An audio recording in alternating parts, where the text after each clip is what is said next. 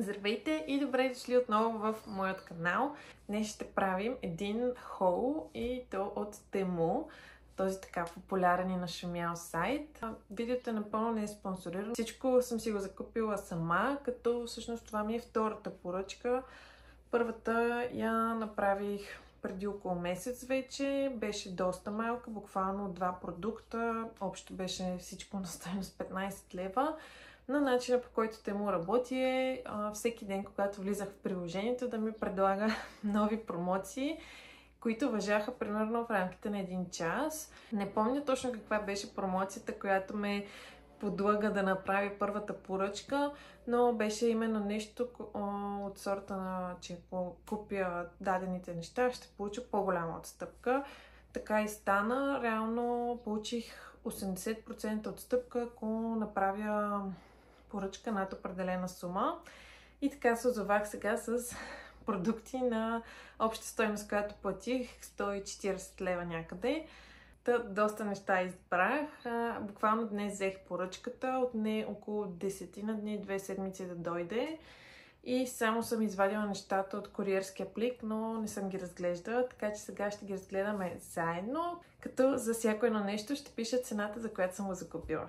Така, сложила съм нещата до мен и започвам едно по едно да ги вадя, като първо ще покажа основната причина да реша да направя тази поръчка. Един продукт за бебешкото легло, понеже съм си избрала една въртележка за над леглото, която е просто с висулка, т.е. трябва да се закачи на нещо, няма как иначе да се използва, а пък много я харесвам. Търсих ето такъв, някъде ще покажа, тъй като е разглобено при мен, такава стойка за леглото и в Temu беше най-изгодна и честно казано от това, което виждам, качеството ми изглежда много добро. Ето така изглежда в кутията. Много сладко е, че е с облаче. Моето легло е именно дървено-бяло и много държах стойката да е дървена бяла и в интерес на истината нямаше в много сайтове подобно нещо, така че Temu ме спасиха. Това е най-скъпото нещо, което съм взела цялата поръчка, но както казах, това беше и най-важното ми нещо, което да взема. Всичко останало реално вече е допълнение. Второто нещо също е свързано с бебето до някаква степен. То е за бебешката количка. И всъщност е май единственото нещо, което малко съжалявам, че съм взела. Именно е тази стойка за количката, за чаша и телефон. Защо съжалявам, че съм я взела? Тъй като е, както виждате, бежова. Понеже аз в началото се бях насочила към една бежова количка, но в крайна сметка взех тъмно-сива. И това въобще няма да отива. Ще стои така много странно на количката и съответно се получава наистина леко излишна покупка. Ще видя какво ще го правя, но като качество и като цяло, както изглежда, много ми харесва и шанса да поръчам същото на черно е много голям. Общо взето голяма част от покупките са свързани с бебето, понеже наистина има много изгодни неща в Temu.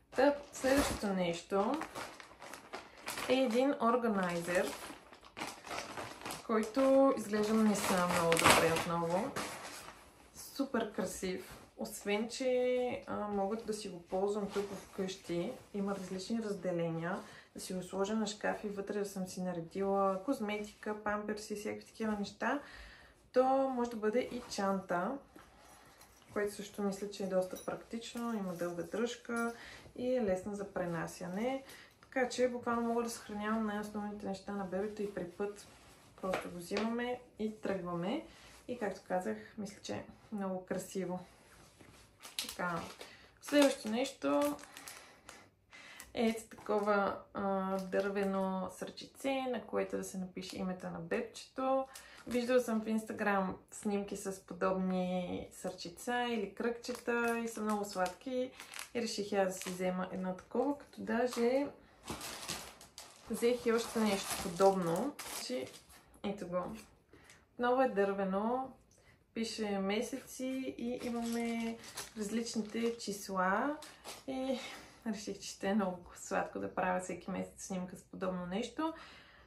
Ако съм напълно искрена, ако можех да върна времето, сигурно нямаше да ги поръчам. Единствено защото последната една седмица намерих български странички, които изработват подобни неща, особено такива за месечинките на бебетата.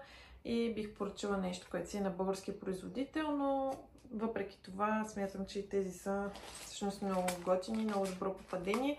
Със сигурност са и по-бюджетен вариант. Така че, ако търсите нещо подобно, в Тему има много голямо разнообразие от варианти. Следващото нещо е наистина страшна джунджурийка, както се казва. Въобще не знам дали ще е нещо, което ще ползвам и ще е нещо, което въобще ще има смисъл, но ми се стори интересно. Това е едно гребенче или нещо такова, с което реално да си чистим четката за коса. Аз, честно казвам, това ми е така една от най-големите драми последните години, че четката за коса неизбежно дълго прашлясва и има коса, която понякога просто не можеш да махнеш от нея. Даже това е причината да започна да ползвам един Tangle Teaser, който е с капачка, за да го запазя максимално чист. Но отскоро ползвам и една стандартна четка за коса и ми е много интересно това дали всъщност ще ми е полезно. Така, следващото нещо е много рисково за мен и въобще не знам дали ще го ползвам, честно казано. Това са ни обици. Защо казвам рисково? Понеже аз от малка така много лесно ми се възпаляват ушите и всъщност ако не нося сребро, шанса в края на деня да умирам от болка е твърде голям. Затова тези обици, ако ги нося, буквално ще ги нося сигурно 2-3 пъти, но бяха нещо изключително бюджетно, затова реших да ги взема. Не знам дали ще успеете да ги видите. Така, следващото нещо. По принцип, също избягвам да пазарувам много дрехи от подобни магазини, но когато става дума за нещо временно, както е бременността, смятам, че е удачно човек да не харчи кой знае колко пари за подобни дрехи, които наистина ще носи 2-3 месеца. Това е причината да реших да пробвам да си взема сутиени, бюстиета, които са за кърмачки от Тему. Значи това е комплект от 3 и бяха общо някъде към 10 лева, което е наистина скандално. Честно казвам, сега като ги гледам, материята хич не е лоша на допир и мисля, че ще са ми добре като размер. Мисля, че това всъщност е една доста практична покупка, защото, както казах, това ще е нещо, което ще нося няколко месеца. Така, продължаваме с следващите две покупки, за които може би от всичко бях най-развълнувана. Колкото и да е смешно. Едното е, не знам как се нарича, честно казано. Тук пише Hand Cutter. Идеята е, че слагаш, например, лука вътре и с един бутон, с едно дърпане на... т.е. тук има въженце, го нарязва вместо теб. Честно казано, това толкова ще ме улесни. Първо, мразя да режа лук, разбира се, кой обича. Второ, никога не мога да го нарежа достатъчно ситно, така че подобно нещо ми се струваше просто мечтанията уред за вкъщи. Въпреки че се продават в повечето магазини, не е нещо трудно достъпно, там беше много бюджетно. Очаквах, че ще е малко по-голям, но честно казано съм много доволна, че е толкова мъничък, тъй като нямам нито необходимост по-голям, а ще е по-лесен за прибиране, съхранение в кухнята и така нататък. Ето кутийката и всъщност просто дърпаш така и ти нарязва каквото и да сложиш вътре. Така че много съм развълнувана. Така, следващото нещо, за което съм супер развълнувана, е един уред за почистване, най-вече за баня, поне аз за това го взимам. Вътре изглежда ето така. Ще покажа някъде как изглежда заглобен. И наистина съм много развълнувана да пробвам с това да си изчиста банята. Това ми е най-омразното нещо, да чиста банята. Все го отлагам, а не трябва и си вярвам силно, че подобен уред ще направи всичко целият процес е много по-лесен и приятен и ще спра да отлагам измиването на тази баня и мисля още утре да го тествам, така че определено, ако е сполучлива покупка, ще го споделя и в Instagram, и в TikTok, така че следете. Така, продължаваме. Това е една подложка, с която да се измият четките, тъй като и с това не съм достатъчно редовна. Такава подложка също може да се купи от много места. Най-честото място, на което виждаме H&M, но тук беше изключително бюджетна и да, така. Реших, че няма повече да отлагам да се здобия с такава. Това са едни чорапки, които ми се струват много сладички. Ето така. И са тъничка материя, т.е. са по-скоро подходящи за лятото. Пише, че са 90% памук, което е приемливо. Така или иначе не е нещо, което мисля бебето да носи много често. Сигурно ще ги сложи поведнъж. Така че е окей. Както казах, съм за пазаруването на дрехи за бременни, тъй като нещо, което ще се носи твърде малко. Именно заради това си взех една нощница за кърмачки. Като главно го взех да си я взема в болницата, защото примерно вкъщи мога буквално да ходя както искам, дори ако искам без дрехи, както се казва. Но в болницата трябва да съм с нещо подходящо и удобно. В интерес на истината материята не е лоша, доста е мека, тъничка, така че мисля, че ще е супер за едните месеци. Това е нощничката, ето тук има така джобче, което се вдига. И другото, което взех, е тениска с къси панталонки, тъй като аз по принцип нощници толкова не нося. Това е тениската и ето ви късите панталонки. Като късите панталонки, готиното е, че имат ето такова за копченце, т.е. могат да станат и по-големи спрямо това какво ще дъвна на майката, защото това е друго така леко интересно нещо, което пазарувам в момента за след като родя. Въобще не знам всъщност как ще изглежда, тялото ми в какво състояние ще бъде, колко килограма ще съм и прочие. Така че е супер полезно това. Отново е доста приятна материя, тъничка, така че съм много доволна от тези нощнички. Продължаваме с още несветени за кърмачки. Отново са 3. Отново бяха на обща стойност нещо от рода на 10 лева. Обаче тези са значително по-малки. Даже тези не мисля, че има шанс да ми станат. Ами то си е направил като детски.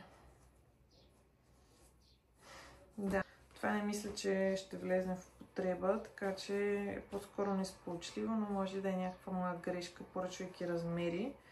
Тъй като даже мисля, че умишлено може би бях поръчала едните да са по-малък размер, другите по-голям, за да видя кой ще ми стане. Тук може би е по-скоро моя грешката. Иначе не са лоши, честно казано. Приятна материята, но едва ли ще ги нося. Това са едни кутийки за биберони. Мисля, че даже е нещо, което всеки родител трябва да си има. А в Тему може би са най-изгодното място, което мога да се взема. Продължаваме с още нещо за бебенцето, а именно едни панделки. Супер сладки. Честно казано, нямам търпение да слагам подобно нещо на бебенцето. Ето такива са. Доста приятна материя. Доста съм доволна от тези панделки и ако си търсите нещо такова, препоръчвам. Въпреки че намерих от един български бранд правят такива панделки, които са страхотни. Аз си поръчах 2. И отново по-скоро препоръчвам да си ги закупите от българския бранд. Имам още една като кутийка за биберон. Супер сладко. Това е да се закачи на количката и просто ето тук се прибира. Даже сега като го виждам много ми харесва и цвета е реално любимия ми нюанс на розовото, така че супер. Следващото нещо е много сполучливо. Тему ми го показа и ме подлага да си го купя. И това е един албум. Ето, така изглежда корицата. Ето го като се сгъне. Вътре е класически албум, в който се пъхват снимките, не се лепят, няма къде да се пише или нещо такова. Но, често казано, е доста симпатичен. Вътре побира много снимки. Може и да си е за бебчето, ще видя, може и да си е семейен албум.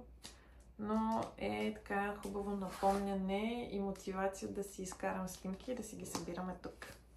Още едни обици, които се надявам по-често да нося, въпреки че от тях най-вероятно ще ми се възпалят ушите, но са доста красивички. И таки. Даже сега ще ги пробвам.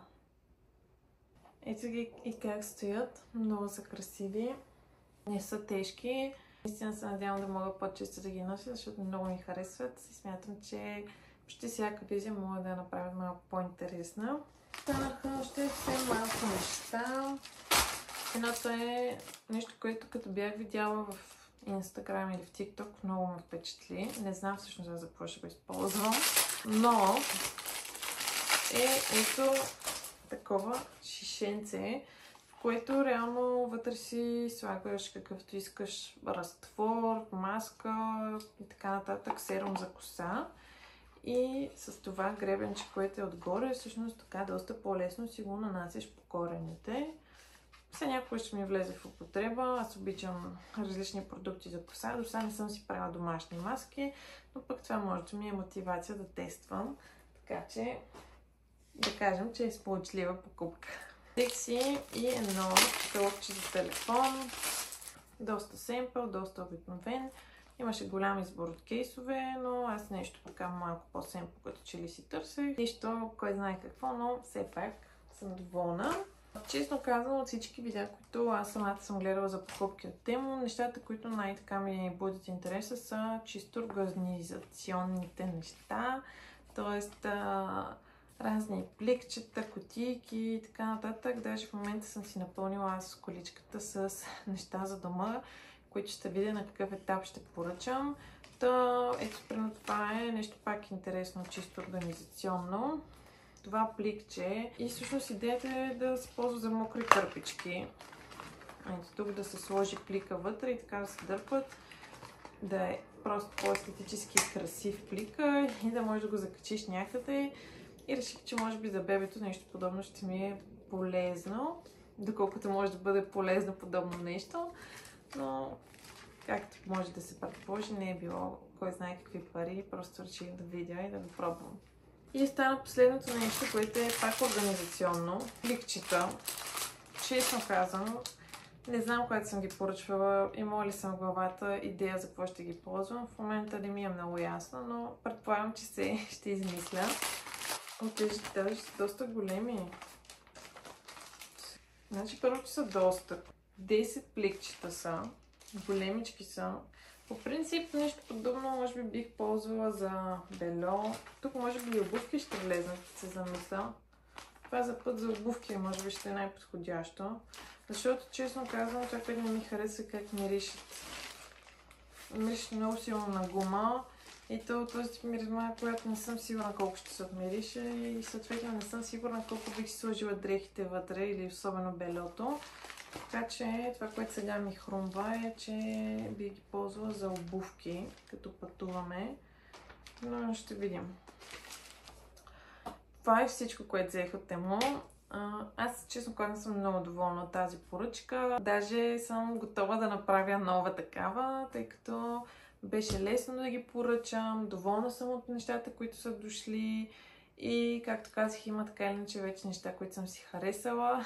Та, много е вероятно да направя още една поръчка. Споделете ми вие каква хитринка сте намирали в Тему.